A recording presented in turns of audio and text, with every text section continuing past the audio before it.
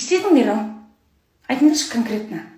Халық шулап атқанда бір-екі дарбыздарыңды, бір-екі пакет продуктілеріңді балаға кәмпит беріп алдағандай барып видеоға түсіріп, билеп өтірік өлең айтып ана жерде кеттіңдер. Жыртың етіп. Көңілін аулайын детіп, үйттік деп, салонға барып бояндырдық деп. Не керек? Денсаулығы жоқ, өзі андай жағдайда шығып атқан адамға бояу. Мысалы, блогерлер сізде, анау көреміз деген бағдарлама бар, оның көрермендері бар, өздері ақ істейді ғой, істейтін нәрсесін. Қаяқта қалдыңдар?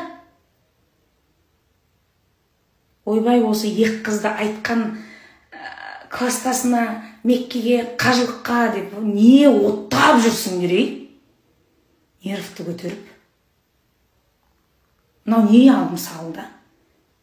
Қатын болса жарайды, енді қойшы қатынның тірлігі ғой дейтін.